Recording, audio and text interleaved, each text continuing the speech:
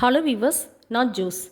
திருவள்ளூர் மாவட்டம் மீஞ்சூரில் தங்கி ஒர்க் பண்ணிகிட்டு இருந்த வட மாநில தொழிலாளர் தவறி விழுந்து இறந்ததுனால அந்த இழப்புக்கு ஒரு இழப்பீடு மாதிரி கேட்டிருக்காங்க. தொழிலாளர்கள்லாம் சேர்ந்து போராட்டம் செஞ்சுருக்காங்க. அந்த போராட்டத்தில் ஈடுபட்டவங்களாம் என்ன பண்ணியிருக்காங்கன்னா, போலீஸார் மேலேயே கல்லை தூக்கி வீசிலாம் எரிஞ்சிருக்காங்க. அப்படிப்பட்ட ஒரு இன்சிடெண்ட் பற்றி தான் நம்ம இப்போ பார்க்க போகிறோம். வாங்க வீடியோக்குள்ளே போகலாம்.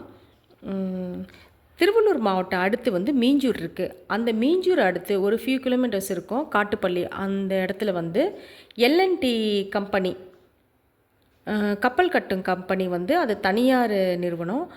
இந்த இதில் நிறைய கண்டெய்னர் அதெல்லாம் இருக்குது. இதை உள்ளிட்ட நிறைய பிஸ்னஸ் இருக்கிற அந்த இடத்துல நிறைய நார்த் இந்தியன்ஸ் இங்கே தங்கி வேலை செஞ்சிட்டு இருந்திருக்காங்க. அதாவது உத்தரப்பிரதேஷ், அப்புறம் ஒடிசா, இந்த இந்த மாதிரி நிறைய மாநிலத்திலேருந்து வட மாநிலத்தவங்க சேர்ந்தவங்க தொழிலாளர்களாக ஒப்பந்த அடிப்படைன்னு சொல்லுவாங்களா, அந்த கான்ட்ராக்ட் இதிலலாம் அவங்க வேலை செஞ்சுருக்காங்க. இவங்க தங்குறதுக்காகவே அந்த இடத்துல ஒரு குடியிருப்புகள், ஒரு 2 விதமான குடியிருப்புகள் அந்த நிறுவனமே, அந்த தனியார் நிறுவனமே அவங்களுக்கு கட்டியும் கொடுத்துருக்காங்க. அப்படி இருந்த நேரத்தில் உத்தரப்பிரதேஷ் மாநிலத்தை சேர்ந்த அமரீஷ் பிரசாத் என்றவர் 35 வயசு அவருக்கு. இவர் எல்என்டி கம்பெனியில் ஒர்க் பண்ணிகிட்ருக்காரு. அந்த கப்பல் கட்டும் நிறுவனத்தில் வேலை செஞ்சிட்ருக்காரு கான்ட்ராக்ட் தொழிலாளியாக. இவர் ஒரு 3 days பிஃபோர் நைட்டு அவரோட வேலைலாம் முடிச்சுட்டு அவர் ஒரு ஃபர்ஸ்ட் ஃப்ளோரில் இருந்திருக்காரு. அவர் படுத்து தூங்கியிருக்காரு. தூங்கி இருக்கும்போது தவறி கீழே விழுந்துட்டுருக்காரு அம்ரேத் பிரசாத். இவர் நல்லா ட்ரிங்க் பண்ணுற பர்சனாங்க, ட்ரிங்க் பண்ணியிருந்திருக்காரு. இவர் கீழே விழுந்ததில் இவருக்கு நிறைய பயங்கரமான காயம் ஏற்பட்டிருக்கு. உடனே இந்த நியூஸ் தெரிஞ்ச உடனேயும் அந்த காட்டூர் போலீஸ், அவங்க காட்டூர் போலீஸார் கூட ஒர்க் பண்ண பர்சன்ஸ் கொஞ்சம் பேர் சேர்ந்து அவரை சென்னை ஸ்டான்லி ஹாஸ்பிட்டலுக்கு கூட்டிகிட்டு போயிருக்காங்க. அப்படி கூட்டிகிட்டு போகும்போது அந்த போகிற வழியிலேயே அந்த பர்சன் இறந்துட்டுருக்காரு.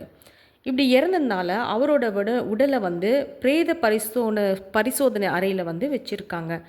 அப்படி வச்சுருந்தப்போ தொடர்ந்து அந்த விபத்து குறித்து அந்த குடியிருப்புலலாம் இருப்பாங்க இல்லையா, கூட ஒர்க் பண்ணுறவங்க நிறைய நார்த் இண்டியன்ஸு, அவங்களாம் என்ன பண்ணியிருக்காங்க, எல்லோரும் சேர்ந்து போலீஸ்கிட்ட பேசியிருக்காங்கன்னா சாதாரணமாக கிடையாதுங்க, வாக்குவாதம் பண்ணியிருக்காங்களாம். ஒரு பயங்கரமான வாக்குவாதத்தில் ஈடுபட்டிருந்திருக்காங்க.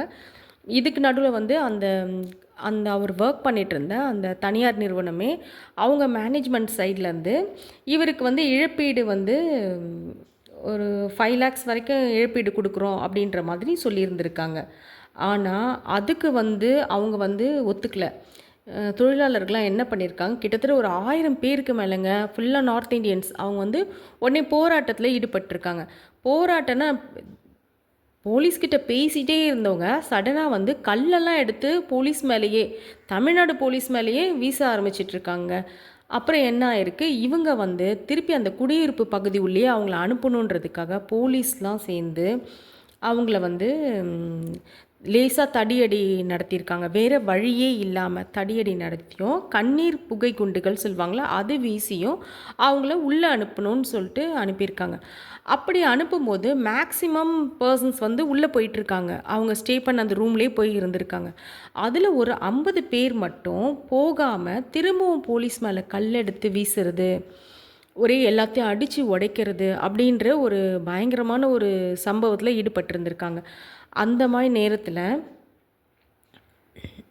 போலீஸாருக்கு அடிபட்டிருக்கு.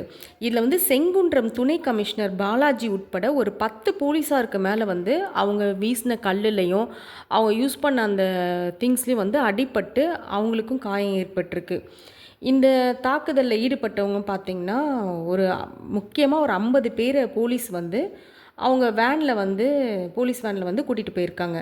கூட்டிகிட்டு போயிட்டு அவங்க மேலெல்லாம் பொது சொத்துக்களை சேதப்படுத்தியிருக்காங்க, அரசு ஊழியரை பணி செய்ய விடாமல் தடுத்திருக்காங்க, ஆயுதங்களை பயன்படுத்தி உள்ளிட்ட 6 பிரிவுகள் பேரில் 6 பிரிவுகளின் கீழ் காட்டூர் காவல் நிலையம் வழக்கு பதிவு செஞ்சுருக்காங்க.